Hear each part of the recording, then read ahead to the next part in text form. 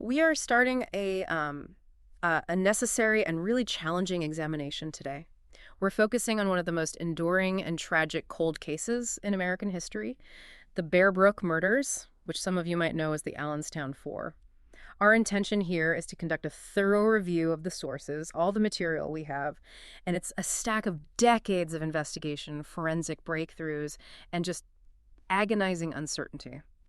We want to understand the long, winding path that finally led to four unidentified victims getting their names back. And it's just so essential that we approach this material with profound respect and, sympathy for the victims and for their families. Absolutely. We're discussing the lives of Marlies Honeychurch, her daughters Marie Vaughn and Sarah McWaters, and the child later identified as Terry Rasmussen. These were real lives, tragically lost, and they left a void that persisted for over 40 years. The journey to their identification wasn't just about police work. It was a decades-long saga. It was defined by this relentless scientific and genealogical effort. It really was. The weight of this particular material is immense. And what the sources provide is more than just a chronological account. It really functions as a forensic roadmap. That's a good way to put it. We can trace the story from the initial, just horrific discoveries in New Hampshire right up to the final positive victim identifications, which are completed in 2025. A central theme we have to explore is the critical and often groundbreaking role that modern DNA technology played, specifically genetic genealogy, in breaking this case wide open when, traditional methods had just failed. That really is the nexus of the whole case. That technology literally bridged these enormous gaps in time and distance. It linked crimes committed in the northeastern U.S. to people who actually originated in the West. So we're examining how a crime that went cold in the early 1980s was finally solved in the 2020s. And it just shows the exponential evolution of forensic science. So the core question we're trying to answer as we guide you through this whole analysis is this. How did this cold case, which had baffled investigators for more than 4 decades, finally yield answers? And what did that complex, multi-layered process ultimately reveal about the man responsible for these lives lost, Terry Peter Rasmussen? That transition from unknown victims and an unknown perpetrator to the named killer, Terry Peter Rasmussen. That's the true narrative arc here. But we absolutely have to start exactly where the mystery began, deep in the woods of Bear Brook State Park. Let's transport ourselves back to the autumn of 1985. The date is November 10th. We're in Allenstown, New Hampshire, which is a quiet area, and it was suddenly thrust into the national spotlight. A hunter was out near a remote site that had previously held a burned-down store. This is inside the vast expanse of Bear Brook State Park, and he made a discovery that no one could have prepared for. No. The hunter found a metal 55-gallon drum, just a common industrial container, and it was concealed in the woods. When authorities opened it, the contents were just devastating. Inside, wrapped in plastic, were the remains of 2 individuals. They were partially or completely skeletonized. Wow. An adult female, estimated to be between 23 and 33 years old, and a young girl who they believed was between 8 and 10. And that plastic wrapping, the use of the steel drum, it was a clear indication of a deliberate effort at concealment. So the autopsies would have confirmed the worst immediately. This was a homicide. Right away. Both victims had died of blunt trauma. It was very clear these were not natural deaths or accidents. They were brutally murdered and dumped. What always struck me when reviewing the source material was the sheer sense of hopelessness that followed this discovery. It's really symbolized by the original tombstone they erected for these 2 unidentified people. It really crystallized the decades of unanswered questions. Right. That original marker was just heartbreakingly stark. It read, "Here lies the mortal remains known only to God of a woman aged 23-33 and a girl child aged 8-10. Their slain bodies were found on November 10th, 1985, in Bear Brook State Park. May their souls find peace in God's loving care." Known only to God. Yeah. That phrase truly defined the case for the next 30 years. It just speaks volumes about the lack of conventional forensic tools that were available to investigators at the time. And then, 15 years later, the sheer horror of this discovery was compounded. On May 9, 2000, investigators returned to the general area near the original site, and they found a second 55-gallon metal drum. This was just an astonishing and grim discovery.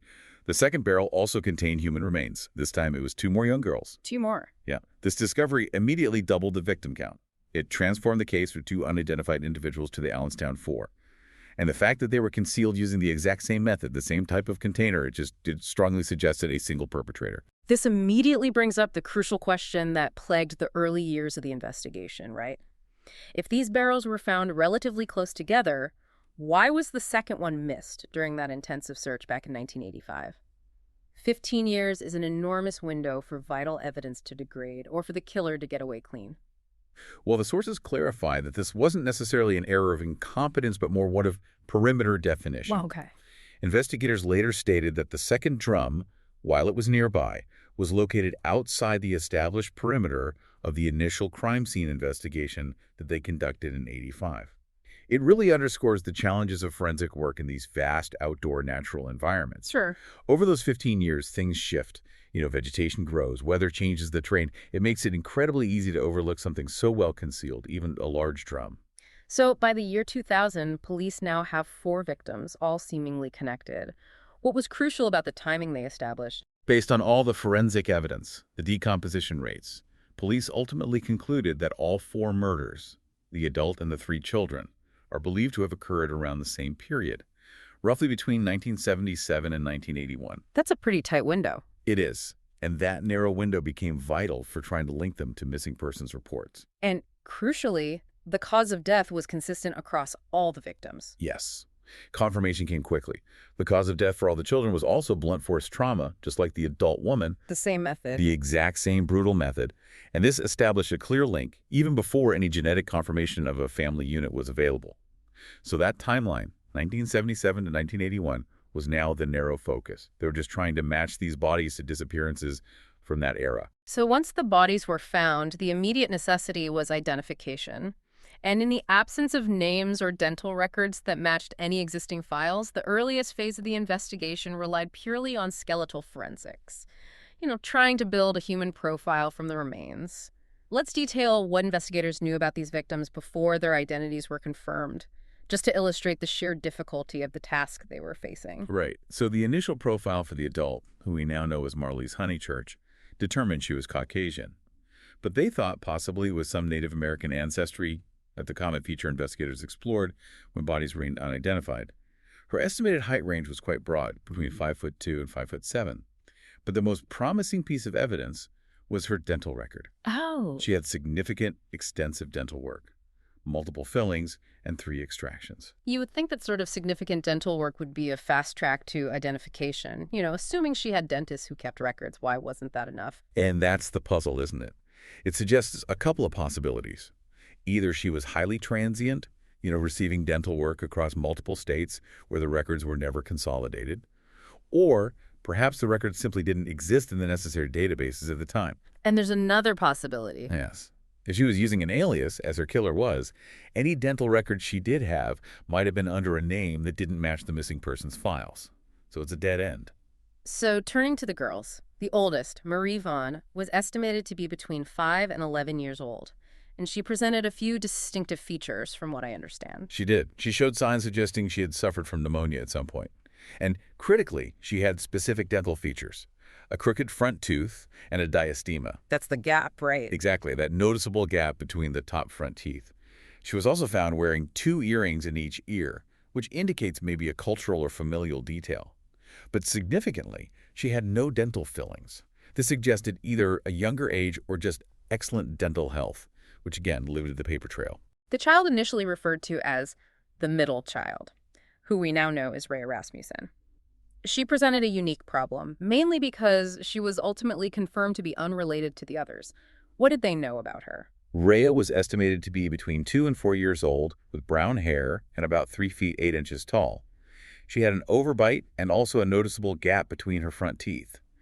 Investigators also suspected she may have suffered from anemia, which could indicate possible long-term nutritional issues. And there was also some confusion around her lineage early on, which really highlights the early limitations of DNA analysis. Exactly. The initial DNA analysis suggested she was primarily Caucasian, but with slight Asian, African, and Native American heritage. This conflicting, sort of ambiguous result only added to the confusion. However, the updated testing that was conducted much later, around 2024, provided definitive clarity. And what did that show? It confirmed she was of full European descent. And that progression shows how forensic science itself had to evolve to correctly interpret the victim's background. And finally, the youngest girl, Sarah McWaters. Sarah was estimated to be only 1 to 3 years old. She was found with long blonde or light brown hair, and she too had a gap between her front teeth, a physical feature that was shared by 2 of the 3 children. Initially, all 3 girls were thought to have some Native American heritage, although their complexions were generally light or European American. Again, it just demonstrates the challenges of making definitive ethnic calls based on skeletal remains alone. And to try and break through this anonymity, the National Center for Missing and Exploited Children, NCMEC, they conducted multiple facial reconstruction efforts. They released versions in 2013 and again in 2015. These reconstructions were absolutely vital for keeping the case in the public eye, but they perfectly illustrate the limitations investigators were working under. The sources note that these visual aids had to heavily incorporate the victim's dental information. The alignment and spacing of their teeth drastically influenced the appearance of their faces. So if the dental records were wrong, the face would be wrong. And it's a sobering thought that they had to be released only in black and white. Correct.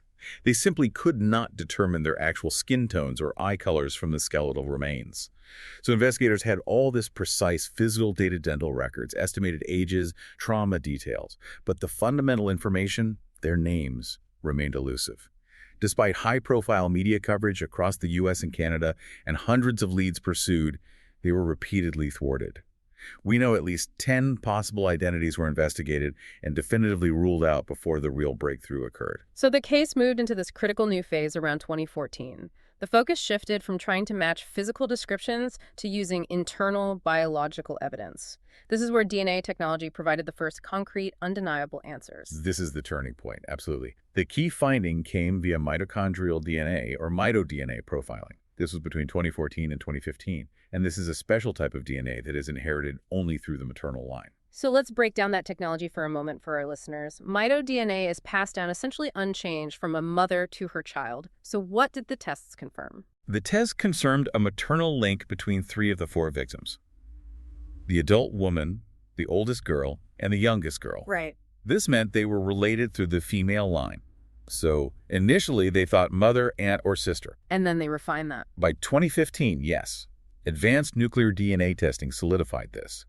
It proved the adult woman was the biological mother of those 2 specific girls, Marie and Sarah. This meant they were now looking for a family unit that had vanished together. And here's where the investigation fundamentally changed. This crucial realization meant 3 of the victims formed one family unit.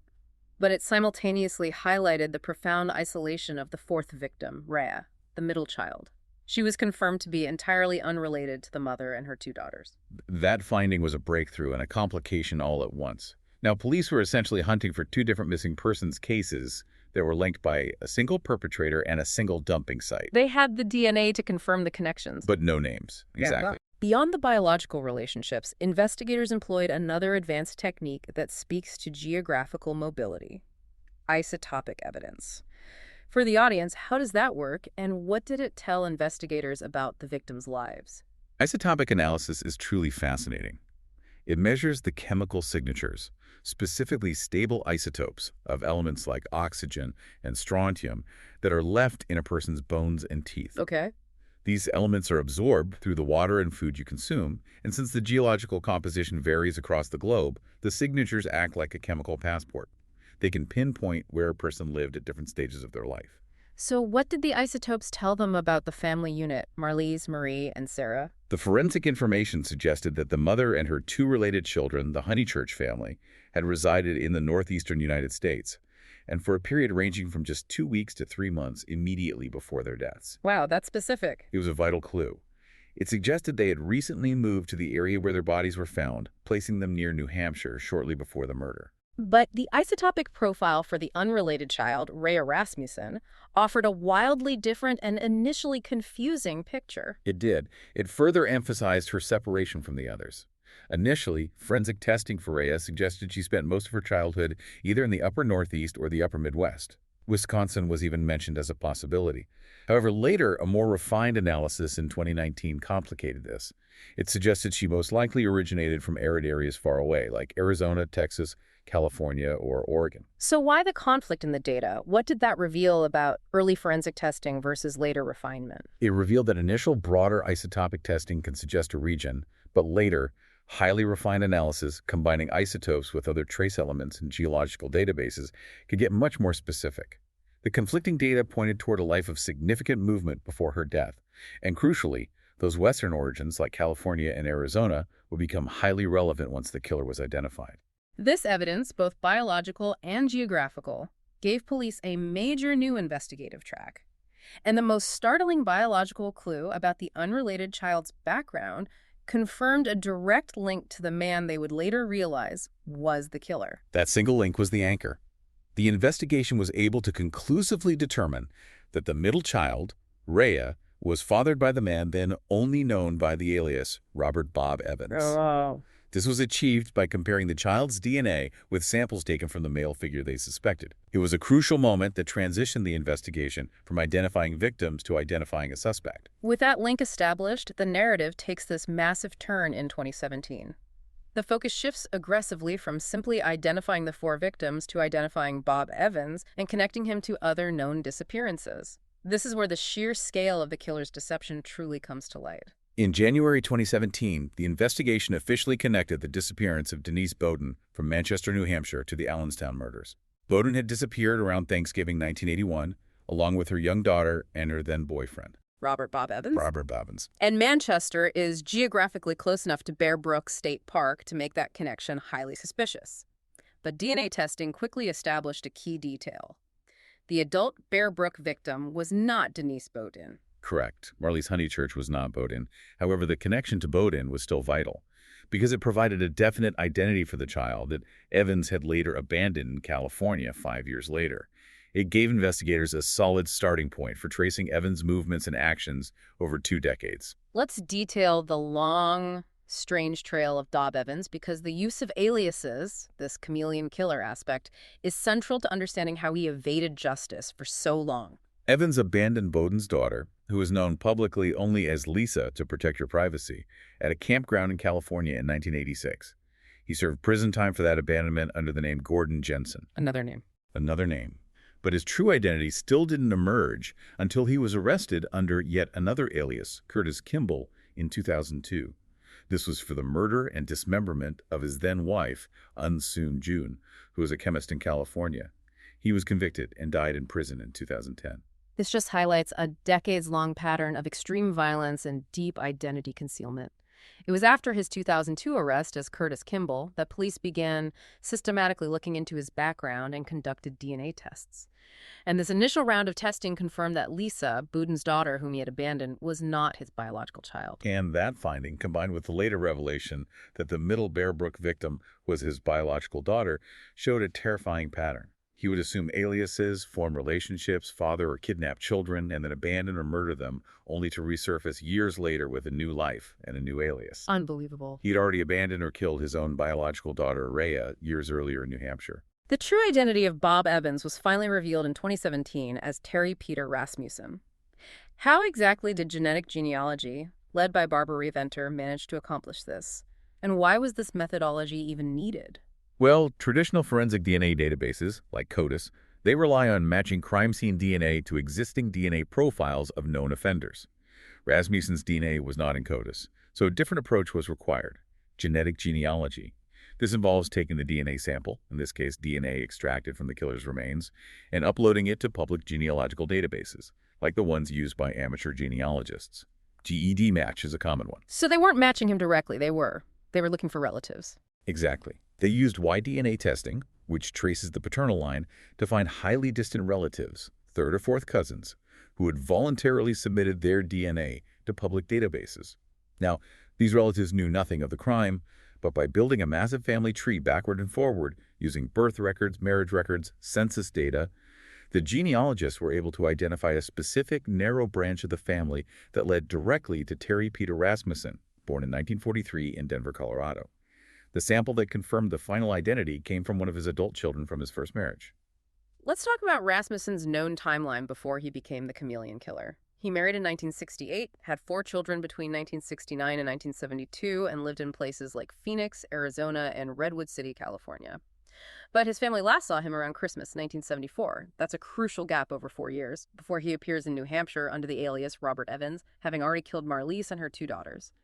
The sources describe a man who just completely severed ties, intentionally disappearing. During those 4 years, from 74 to 78, he was likely already traveling, committing crimes, and establishing this pattern of aliases.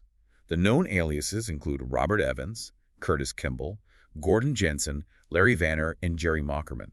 At least 5. At least 5 different names in a decades-long run of crimes across the country, including the 5 confirmed homicides. The extent of his movement, California, Arizona, New Hampshire, Texas, and back to California, it just demonstrates an extreme level of deceit. And what's truly insightful here is the historical significance. The groundbreaking use of genetic genealogy in this very case to identify suspect, Terry Rasmussen, established a viable legal and technological precedent. That fact is so often undersold. The work done to identify Rasmussen established the methodology as a cutting-edge tool for law enforcement. This occurred before the exact same methodology was used to capture the Golden State Killer, Joseph DeAngelo, in 2018. So this case came first. Yes. The Bear Brook case was a proving ground. It demonstrated that even decades-old, degraded DNA could be used to solve cases that were technologically stagnant.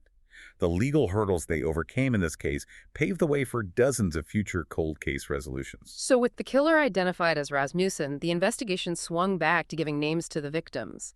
And the identification of the 3 related victims, Marlise, Marie, and Sarah, is just a remarkable story of combining that high-tech DNA with incredibly persistent, low-tech, digital civilian sleuthing. The sheer coincidence and dedication required for this breakthrough are just astonishing. The credit belongs largely to Rebecca Heath, who worked as a librarian and was a dedicated web sleuth. In October 2018, she was meticulously searching public databases and found an Ancestry.com post dating all the way back to 1999. A 20-year-old message board post. That sounds like an impossible needle in a haystack. It was. This post was created by Sarah McWater's younger half-brother who never met her but was actively searching for his missing sibling.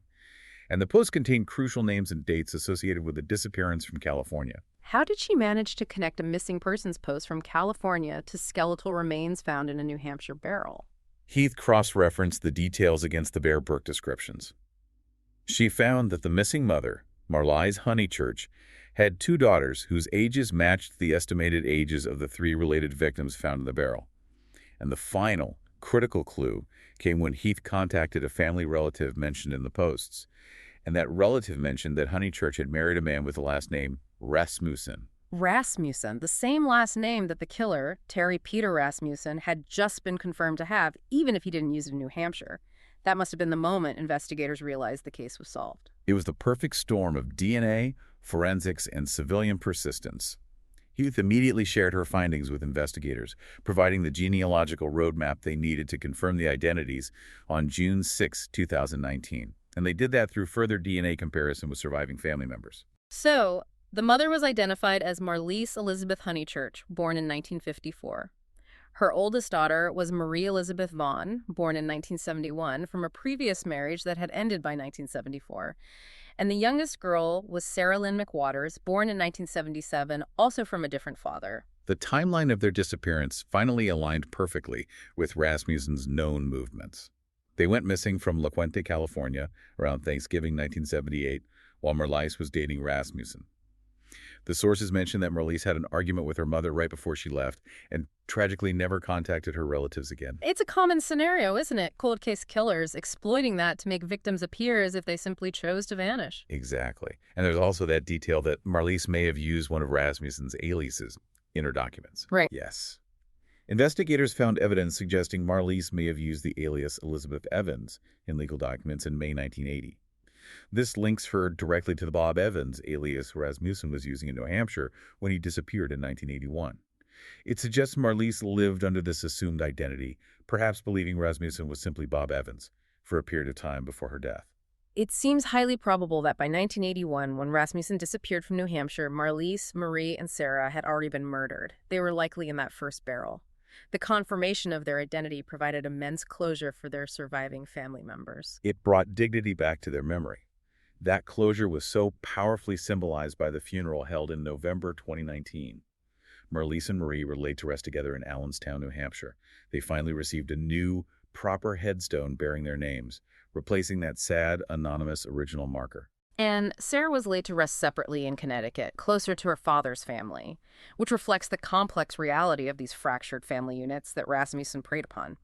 This confirmation, Marlise Honeychurch, Marie Vaughn, and Sarah McWaters, was a monumental victory for justice. Even after the Honeychurch family was identified, one victim, the middle child, remained anonymous.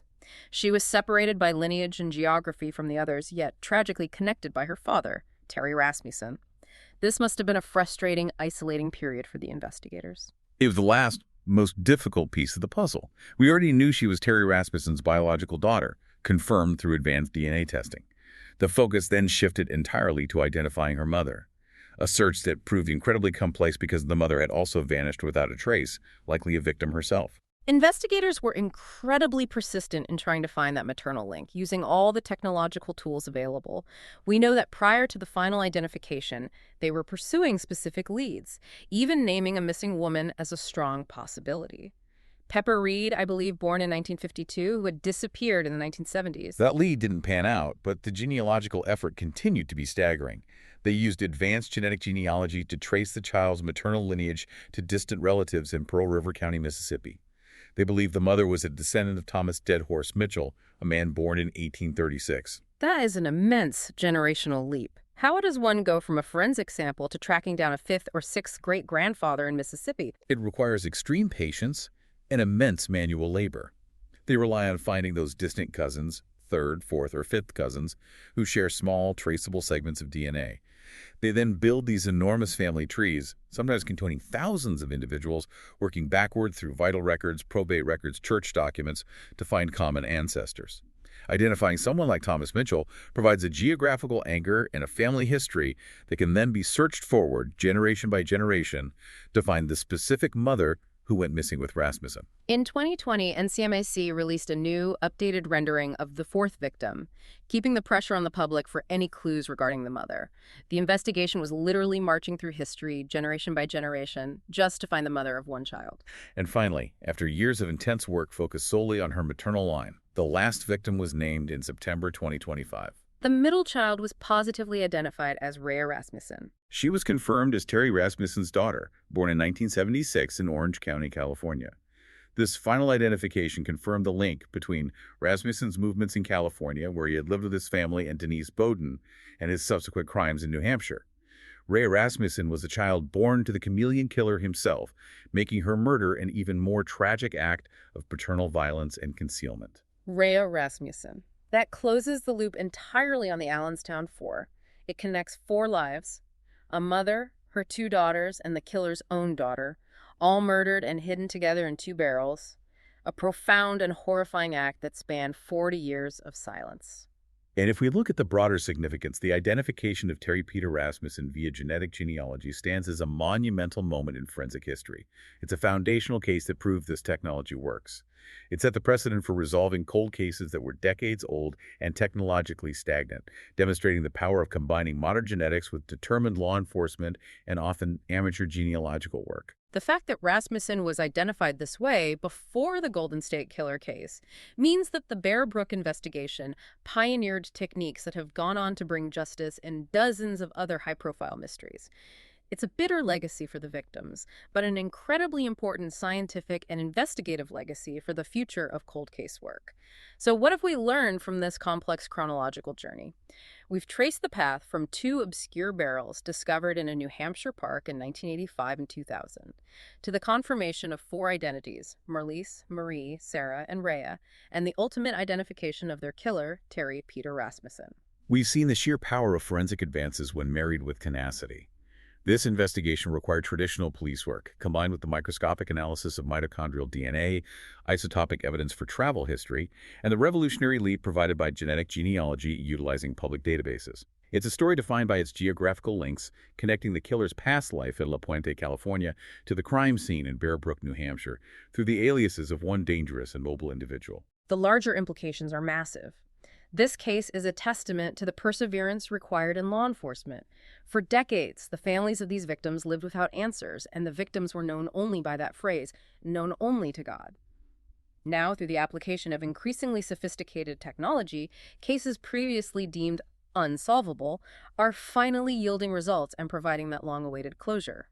And what's truly compelling here is that the knowledge didn't come easily or instantaneously. It required an amateur civilian, a librarian, to spot a crucial decades-old online post. It required DNA specialists to develop and implement methodologies that were brand new. And it required investigators to hold on to the smallest, most difficult to interpret clues for 30 years until the technology finally caught up to the evidence. As we conclude this thorough analysis, let's reflect on the full scope of the killer. Terry Peter Rasmussen was confirmed to be the chameleon killer, a man known to use at least 5 different aliases. Robert Evans, Curtis Kimball, Gordon Jensen, Larry Vanner, Jerry Mockerman over decades. He traveled across the country and is confirmed to be responsible for at least 5 homicides. This raises an important question for you, the listener, to consider. Given his documented history of movement, violence, and identity concealment, how many other unidentified victims might still be out there, connected to his other aliases and unknown whereabouts between 1974 and his final arrest? The resolution of the Allenstown Four provides immense closure for those 4 families, but the story of the chameleon killer likely has further, yet unwritten chapters in other cold case files scattered across the United States. We appreciate you engaging with this difficult and important material today. Thanks for listening.